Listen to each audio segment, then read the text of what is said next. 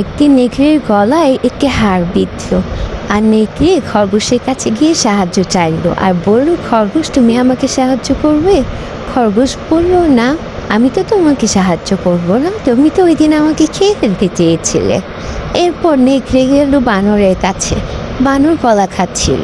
নেকড়ে যখন বলল আমাকে একটু সাহায্য করো, তখন বানর বলল, যাও তো, খাওয়ার সময় বিরক্ত করো না। এরপর নেকড়ে গেল বকের কাছে।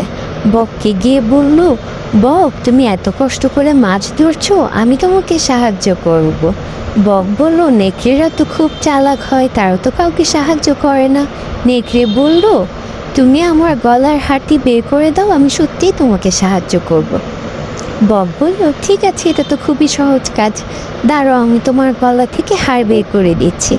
এরপর বক নেকড়ের গলা থেকে হাড় বের করে দিল আর নেকড়েকে বলল, এবার তুমি আমাকে সাহায্য করো। এবার নেকড়ে বলল, আমি কখনোই কাউকে সাহায্য করি না। এই গল্প থেকে বোঝা গেল দুষ্টু লোকের মিষ্টি কথায় ভুলতে নেই।